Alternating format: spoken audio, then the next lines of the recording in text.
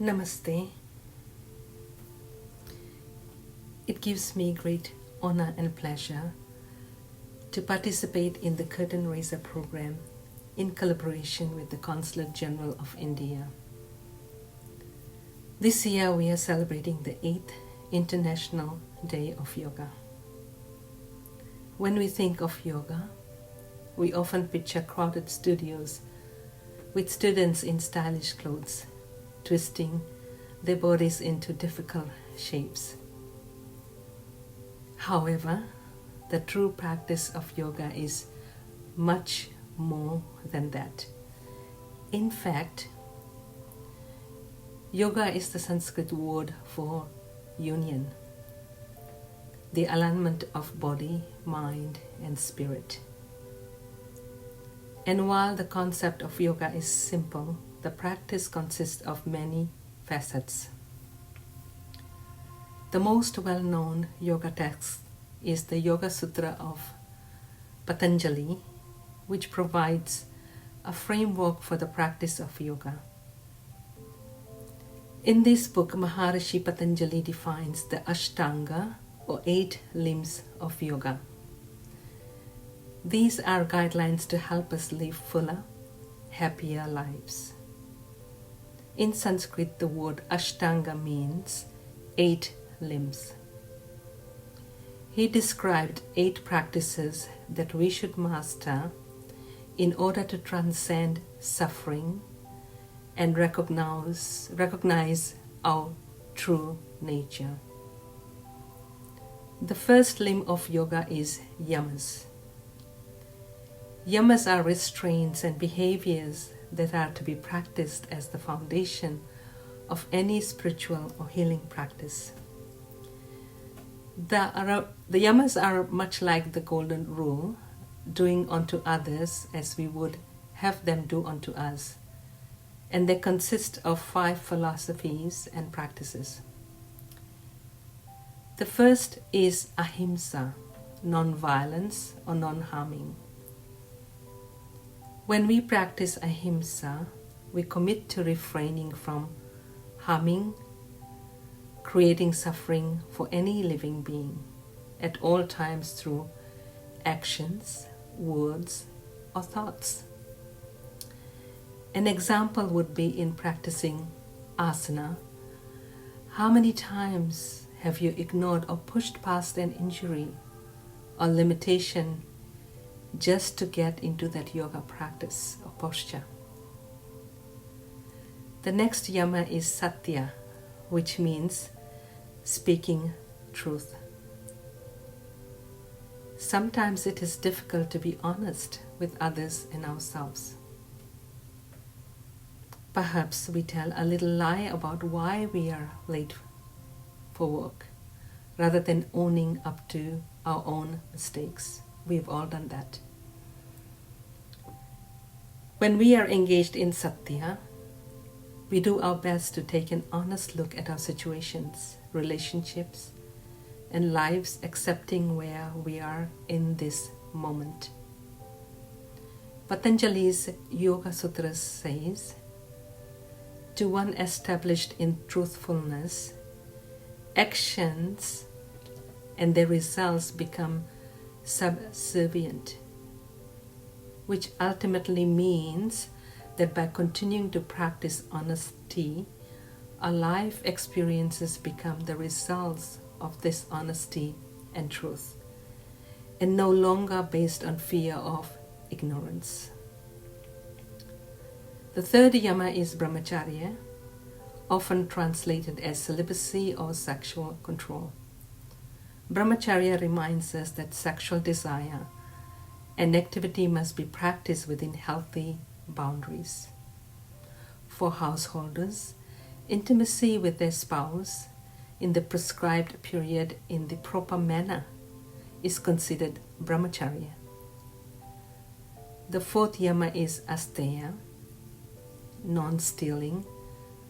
According to the realized sages, absence of desire for others' possessions, this yama reminds us that we need to be honest about what is ours and what is not.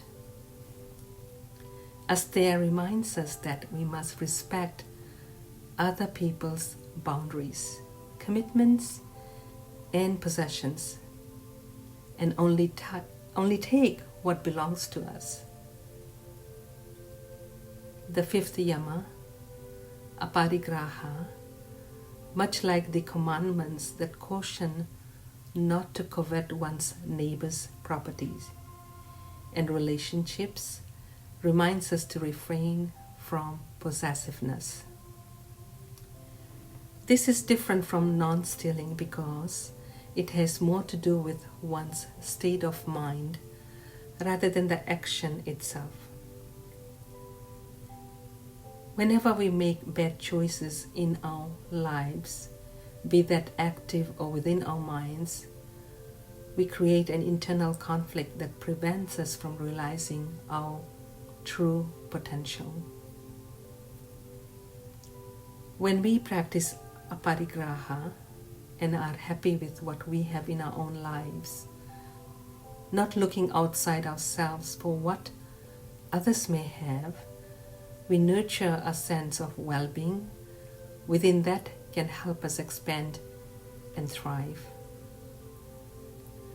The second limb is niyamas, which are observances and disciplines that are to be practiced to shape our personal behavior. They are those activities that help us nurture the body, mind, and spirit. The first niyama is socha, which is the practice of cleanliness. Socha not only refers to the cleanliness in personal hygiene, but it also addresses the cleanliness of our internal environment, our bodies, and our living environment. For example, one way to practice socha is by committing to the well-being of our environment and taking active measures to care for the earth. Actively engaging in the internal practice of socha includes eating nourishing meals that keep the body running efficiently and replacing toxic thoughts with those that are more positive, creative, and productive. The second niyama is called santosha, meaning contentment. Santosha refers to surrendering the control of our lives in the present moment and going with the flow. When we live our lives this way, we are much more receptive to opportunities and experiences that present themselves when we keep an open mind. The result of practicing santosha is experiencing increased love and joy in our lives. When we are happy and carefree, we can be of even greater service to others and positively impact more lives around us. The third niyama, tapas, focuses on self-discipline. The word tapas in Sanskrit is for fire. When we live a life that is simple and organized, aligned with the rhythms of the universe, we allow the light or fire of universal consciousness into our lives. Some ways we can practice tapas include waking early in the day, taking time to meditate, practice yoga, eating mindfully, and sometimes fasting, connecting joyfully with others, and getting plenty of exercise and, of course, rest. It is important to show up and be responsible for our own well-being. One way we can cultivate tapas is through satsang, which is the practice of connecting with individuals who seek to understand the higher self. The fourth niyama is swadhyaya, or sacred study. When we read literature that enhances our spiritual growth, we shift from looking at our external environment for answers to turning within and trusting our own divine wisdom. As we reflect on our inner selves, we also begin to understand that everything we need in life can be found by connecting with who we really are, which is pure consciousness. Whether you need an answer to one of life's challenges or guidance on your personal path, the answers can always be found within the wisdom of your own being. And practicing Swadhyaya can help you discover how to tune into this innate ability. The fifth niyama is called Ishwar Pranidhana. Ishwar Pranidhana refers to surrendering to the divine or higher power. When we have awareness and faith in a divine presence greater than ourselves, we begin to see the same presence in everything and everyone around us. This gives us a deeper understanding of the principle that we are all one, or, as is often said, the divine in me recognizes the divine in you. Ishwar Pranidhana also refers to surrendering to the wisdom of uncertainty, relinquish our attachment to the past, and trusting that the uncertainty of the present moment holds the key to personal transformation. By focusing on those personal manifestations of universal consciousness, we are also able to let go of what no longer serves us to make room for new experiences and lessons from our growth. Spending time in nature allows us to practice Ishwar Pranidhana by helping us recognize that all things have the same prana or life energy within them that is expressed uniquely. In understanding the 8 limbs of yoga, we can appreciate that the yoga asanas are only one component of yoga. You see, yoga is more than just physical exercise, but a way of life that enhances body, mind, and spiritual wellness. The yoga asanas or poses are the 3rd limb of yoga, which are equally as important to understand and practice alongside the other 7 limbs. At the deepest level, practicing the asanas allows us to experience and explore how the mind-body integration works. Consciously moving our bodies through yoga poses help us to become aware of the energy that flows through our bodies. The asanas also promote a deeper sense of connection and appreciation to the environment around us. In fact, ancient yogic sages often witnessed the blossoming of flowers, animals at play, birds in the air, and the sturdiness of trees and plants as yoga poses that mimicked these aspects of nature. While there are thousands of yoga poses, we only need to practice a few of them in order to reap the mind-body consciousness and spiritual benefits that yoga asanas provide. Adopting a regular yoga practice is said to help strengthen the body-mind connection, which can create balance, flexibility, and strength in our personal lives.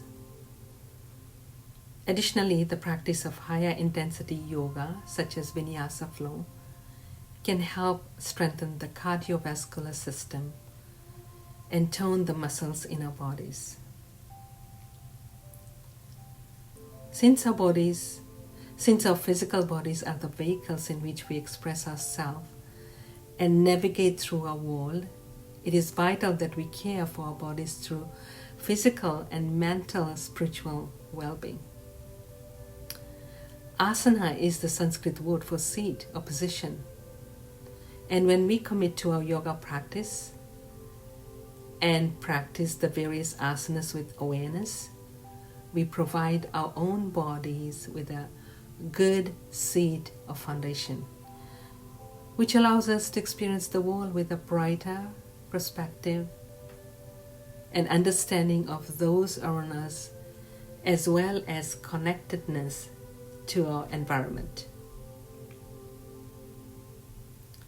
Practicing the yoga asanas offers us benefits while we are in postures, but also helps strengthen our bodies, minds, and spirits that carry us through our daily activity. Not only do we feel more flexible physically, but the flexibility expresses itself through an increased ability to be flexible when challenging circumstances arises in our daily lives. In fact, there is a well-known yogic expression that goes, "Infinite flexibility is the secret to immortality." This expression suggests that flexibility promotes our youth and vitality, despite the number attached to our chronological age. So there is no better time than right now to begin practicing yoga. Again, yoga isn't about flexibility or how deep you can move through an asana. Instead, yoga is a way of life and achieving higher level of happiness and well-being. Pranayam is the fourth of the 8 limbs of yoga, which is used as a tool to help connect us to ourselves, others, our environment, using our breath or life force. Prana is a Sanskrit word that describes the energy flowing through every living thing and throughout the universe. In the human body, this energy is expressed through breath. To feel alive, vibrant, and a greater sense of well-being, we want the energy of our bodies to flow freely. There are many breathing techniques that can help enhance our prana and teach us how to harness the energy of the breath. At a physiological level, pranayama is a wonderful tool to help strengthen the respiratory system. With a regular practice of deep breathing, we can invite more oxygen in our bloodstream, which makes it easier for us to absorb nutrients. There are many pranayama techniques that also help us to reduce stress, relax, and energize the body and mind. This makes pranayama an ideal tool to use in our everyday lives to help us live with a greater awareness and clarity. Since prana is the life force of nature, when we connect with our breath, we also connect with everyone and everything else in the universe. Practicing pranayama can also help reverse the effects of the flight or fight, or rather fight or flight response, and the stress response, which can promote detrimental health issues such as increased blood pressure, heart rate, and reduce blood and oxygen flow. By consistently practicing pranayama exercise, we can help reduce the negative impact that stress has on the body, emotionally, spiritually, psychologically, and physically. There are many pranayama techniques that can help invite powerful transformation into our lives. Here are some examples. Dirgha pranayama, which is a 3-part breath. Nadi shodhana, alternate nostril breathing. Shitli pranayama, which is a cooling breath. Ujjayi pranayama, ocean breath. Brahmari pranayama, humming bee breath. Brastika pranayama, which is bellows breath. So therefore, conscious breathing is simply being aware of your breath. It sounds too simple, but it can be difficult to bring the mind back from reliving past or from making projections into the future. Being aware of the energy flowing through you each second can help connect you with the present and reverse the physiological reactions of the fight or flight response. Conscious breathing can instantly help your mind and body feel calm and balanced. To practice conscious breathing, sit quietly and keep your eyes open. Begin breathing through your nose, gently inhaling and exhaling. After a few minutes, observe your breath and visualize it flowing in and out through your nostrils. Continue conscious breathing for a few minutes or until you notice a positive shift in how you feel. Practicing pranayama techniques every day is an easy yet deeply efficient way to improve your overall health and well-being.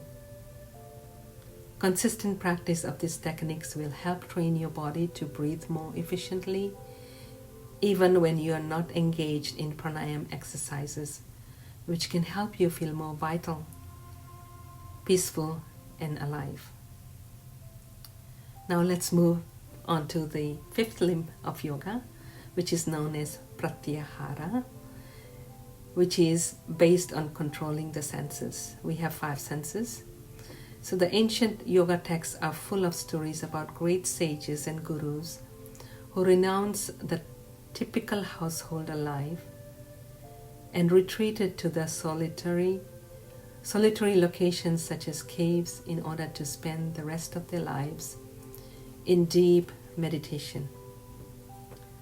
Perhaps this is an extreme example of turning the senses inward, probably not the most practical choice for those of us who prefer to engage with the world by pursuing our careers, raising families, and enjoying time with friends. The practice of pratyahara centers on turning our attention inward, away from the outside world. Still, there is great value in going within and experiencing the peace and tranquility that resides there, which doesn't have to involve relocating to a remote cave and saying goodbye to Western civilization as we know it. Even those of us who would be considered householders by Vedic tradition can still experience life-changing benefits of pratyahara. Essentially, our five senses feed us from the world around us. But when we practice pratyahara, we turn our senses inward in order to feed ourselves from what resides within us.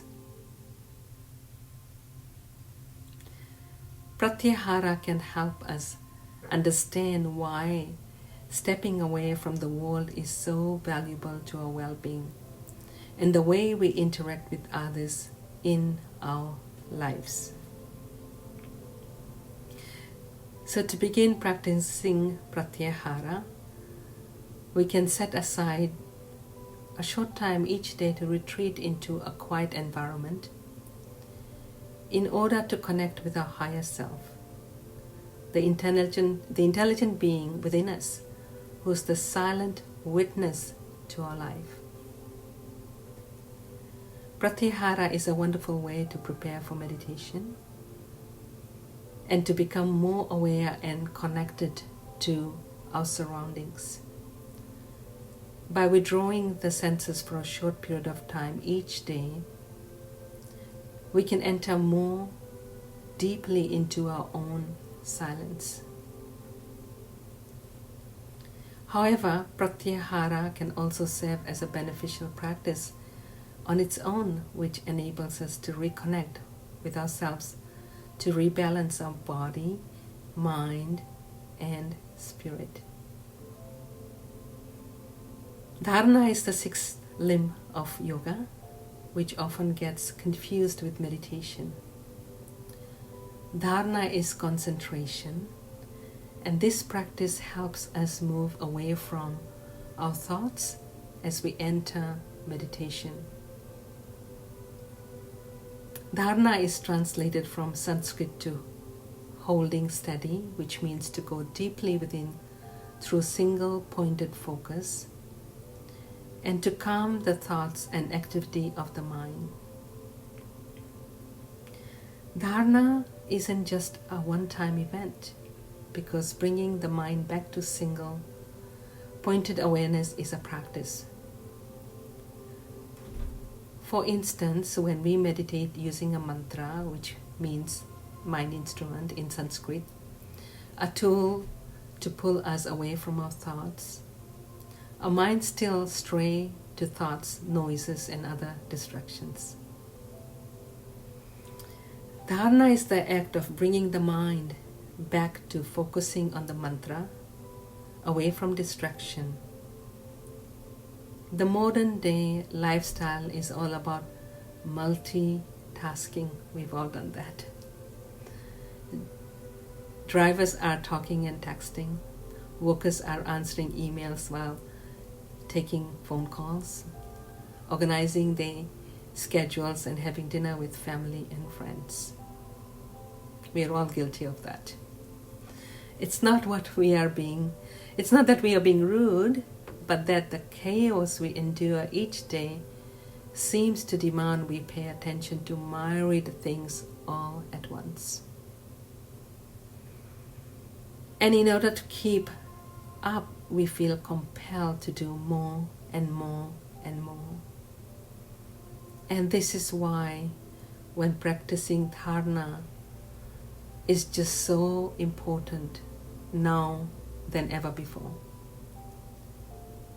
The reality is that true connection with the higher self, which is our true identity, will never be found in doing more. Instead, we attain a greater understanding of ourselves through simply being, rather than getting consumed by the daily hustles of our schedules. And the better connected we are to our higher selves, the more joy and fulfillment we experience. Well, here are some ways you can begin practicing dharana. One way is to set aside time each day for an asana practice or yoga pose. Yoga poses help us to create greater single-pointed awareness and focus by practicing and holding various postures while focusing on our breath. One good example is the tree pose. Another way to invite more focus into our lives is by practicing pranayama or breathing techniques, as we discussed before. Breath techniques such as Ujjayi breathing are very calming to the body and mind, which can help focus our attention in the present moment, even in the most stressful situation. Also, using a meditation mantra is helpful for quietening the mind, such as the mantra Soham. By simply repeating the words So, Hum in tune with the breath, we can instantly help quiet the turbulence in our minds and connect to the stillness between our thoughts. So by practicing dharana, the calming of our minds, we can be more discerning about how we are living our lives and step back from the busy routines that we follow unconsciously, which invites new ways of living into our lives. This is when we can begin to fully understand who we really are. The seventh limb is dhyana. Dhyana is finding stillness through meditation. So what sets dharana and dhyana apart? While in dharana you are actively practicing focus, in dhyana you are in state of deep meditation, silence. This means your mind is totally quiet. We know meditation offers many benefits for the mind, body, and soul. Scientific research has established that a regular meditation practice produces tangible benefits for mental and physical health, including lowered blood pressure, slower heart rate, decreased cholesterol levels, reduced production of stress hormones like cortisol, more efficient oxygen use by the body, increased production of the anti-aging hormones so we can look young, and improved immune function so that we don't fall sick. For example, we can focus on a candle, flame, a vibration, a mantra, or any other object. And as we practice dhyana by focusing our mind on a specific object, we can start to turn our senses inward to contemplate and ultimately realize our divine nature, which is who we really are. Samadhi is the final limb and the ultimate destination on Maharishi Patanjali's 8-limbed path of yoga. It is often translated as enlightenment or bliss, but what does this really mean? At this stage, the meditator merges with his or her point of focus and transcends the self altogether. The meditator comes to realize a profound connection to the divine and interconnectedness with all living beings. There are many common misconceptions about what it feels like to achieve this oneness or samadhi. Some may imagine it's like being in a trance or eternal bliss or heaven. Samadhi is one of these things and is quite the opposite. Rather, samadhi is none of these things, and it's actually quite the opposite. It's about being more alive, fully awake, and fully conscious in this world, not escaping it to reach another. It is the state of being completely present. In samadhi, all of the layers fall away. We see that there is no distinction between us, you, me, or it, or they. We have a deep and profound understanding that all is one we are one. While Samadhi is the eighth limb of yoga, it's not necessary to practice the 8 limbs in a sequential order. As spiritual practices for well-being, the 8 limbs of yoga can be practiced at any time, in any order that serves you best. Like the petals of a lotus flower, the results we then unfold for us exactly as they are meant to.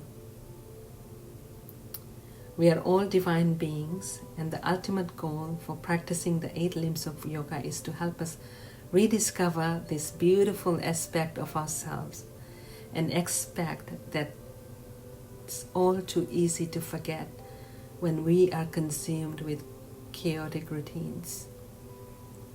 So, this is 8 limbs of yoga. I hope you enjoyed the information I shared with you, and wishing you all a very happy upcoming International Yoga Day. Namaste.